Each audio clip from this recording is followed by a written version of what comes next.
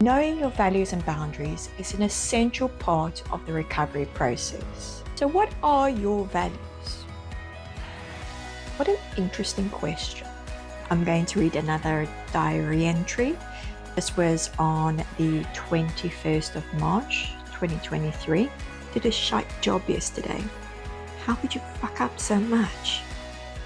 You should have been better. You should have timed it better. You should have worked through lunch. Why are you so useless? I can't get anything right. People will think you are stupid. They're watching you. How could you do such a terrible job? You should have registered them earlier. My hand hurts. I'm so tired.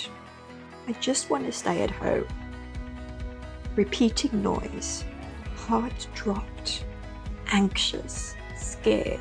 Vertigo, dizzy, pain, pretty nasty things that I was saying to myself. Quite sad, really, but it's the way I felt. I can't knock that. I really had to sit down and think about values. Now, this is something that people automatically assume that we know. But in actual fact, when you are a traumatized person, you lose yourself in trying to survive. And you get to a point where you are so warped that you cannot tell the difference between yourself and others. You don't know who you are. I was then, in essence, betraying myself. And when you're constantly betraying yourself and your values, those core beliefs that you have as a person, then it's easy to learn to hate yourself, and also you don't trust yourself. And so when I realized that, when I really sat down and thought about what my values were, I came to the conclusion that values that I was doing or believing in weren't the values that were at the core of who I am as a person and what I wanted to achieve in my life moving forward. It's very difficult for somebody who has no self, no concept of them, their core self, to then sit and say, okay, well, what are my values? That's a really difficult thing to do because you don't know who you are. Think of it in a different way. So how I did it was, firstly, I learned about values. I learned what are values. And then I researched each value. So for instance, if you had a value that's called authenticity, then I researched, okay, so what is authenticity? What does it mean? How do I interpret authenticity? Okay, and I came up with around a list of about 30 different values. Now, obviously, I can't live by 30 different values. That's just ridiculous. As I started to group them off into clusters, I then went and said, okay, so which 3 out of those clusters is more a representation of who I want to be in the future? So I didn't know who I was as a person because I'd been such a chameleon my whole life for survival's sake, which was important because it helped me survive, but is not helpful to me now as an adult, wanting to find a reason to live, basically, find happiness. And the true key to happiness for me was to find out who I was as a person and to honor that. And in order to do that, you need to really think about values because that is the core of who you are, the building blocks. Unless you have the building blocks, you can't then do the other things that go on top of those building blocks because you've got no foundation. If you don't have a foundation, your building will collapse. Where do I want to be? Who do I want to be in the future? That's about you as an individual. It's not about where do I want to be with my job. When I die, what regrets do I not want? That then helped me look at the values from an outside viewpoint. And I picked 3 clusters which I felt were who I wanted to be, not who other people wanted to be or told me to be. I chose authenticity. Then I chose curiosity, because I am a very curious person. It brings me joy. It brings me happiness, being curious about things. And then my third value was empathy. Empathy is a very important part of who I am as a person. And yes, that helped in the trauma response to hide who I was as a person. It's a very valuable skill to have. If used in the right way, my empathy could be really, really wonderful. So you might have done all this work to choose these values, but then you need to actually try them out. See what they are when you practically apply them in your life. Do they work? And so what I did was I wrote out my value statements and I took a photo of it and I had it on my phone. Every morning, I would read my 3 values and their statements. Then I would try to the best of my ability to apply those values during the day. I did this every day, like clockwork. I built this as like a habit. And the idea is to really instill it in your brain, teach your brain, this is my new way that I'm moving forward.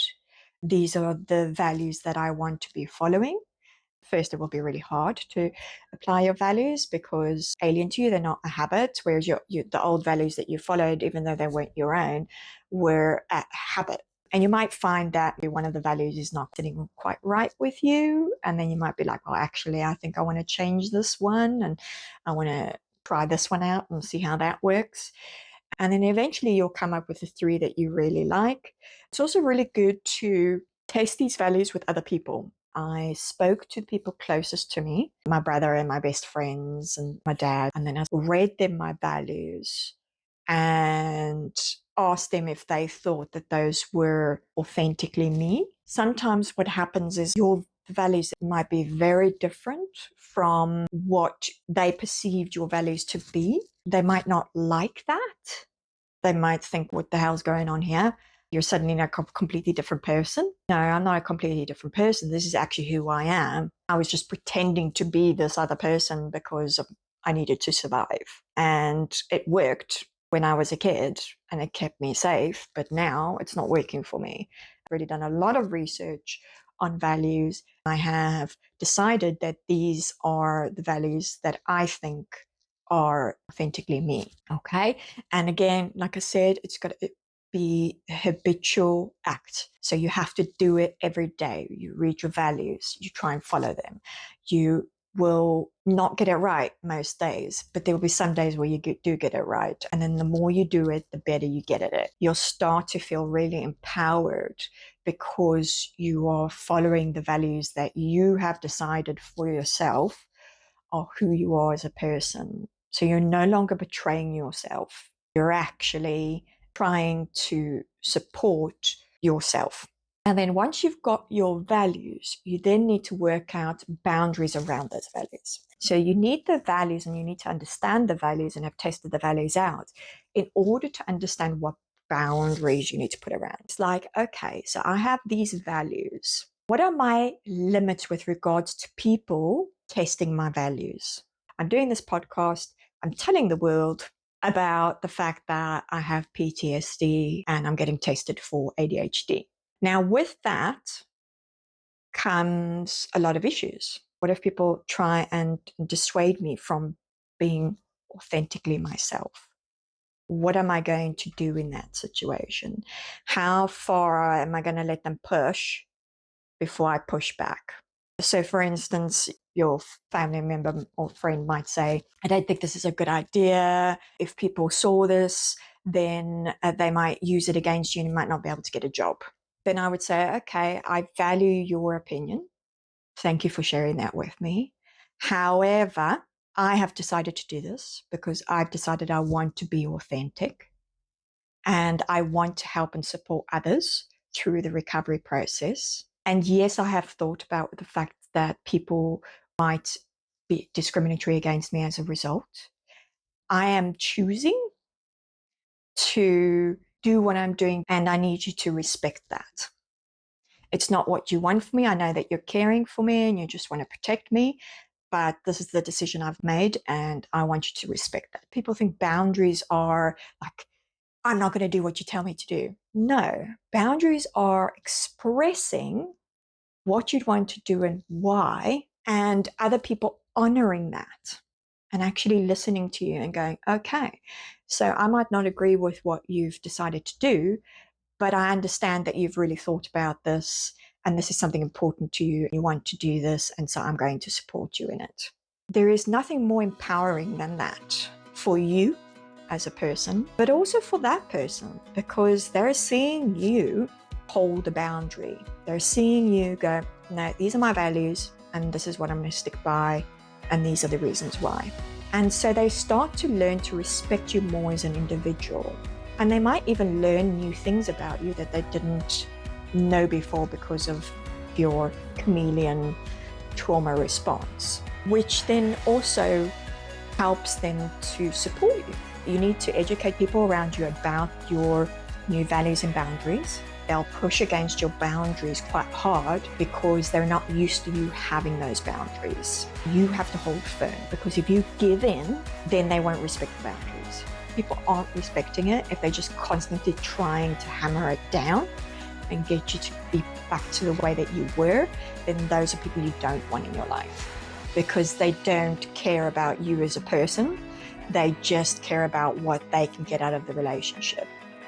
There is a limit to which you let people push those boundaries before you go, okay, right, no, I don't want you in my life. I have warned you several times, you just keep breaking these boundaries. You clearly do not care about me as a person or my needs. I am not going to spend my energy with someone like you, where I can spend energy with the people who actually respect those boundaries and respect me as a person. And that's as it freed me up to be able to spend more time with people I really care about and who care about me. I really wanted to think about my values because I knew that these are my foundations. They are probably the most important thing that I'm going to do in this whole recovery process. I'm really happy that I did it. It has completely changed my life in a good way. It's really important, but it's really hard to understand yourself when you are a traumatized person. Once you've done that process and you've built your foundations, you can then work on the other things, because a house is only as good as its foundations. And if the foundations are weak or there are no foundations, that building's going to collapse. It might not collapse straight away, but it will eventually collapse. And then all that hard work to build that building all gets undone. So important to really spend time building those foundations and make sure they're really strong. They are sturdy. They are going to withstand earthquakes, tornadoes. They're going to withstand everything. Yeah, no matter how bad the situation gets for you, you will know who you are as a person. You will know your values. If you are really committed to those values, to really create that firm foundation, then everything you build up from that foundation is more likely to be stable and stay in place. Yes, sometimes houses get old and some bricks fall down, or the roof gets a hole in it, or starts leaking, or plumbing gets old. There will be things that need to be fixed and repaired, but the main part of the house is sturdy. So instead of having to try and rebuild a whole house, you only need to fix those little problems along the way. Well, anyway, I hope this has been helpful to you, and I look forward to seeing you in the next episode. Thank you for listening. Please follow us on social media, visit our website, or subscribe to our YouTube channel. We hope you will join us for the next episode of Recovering My Balance.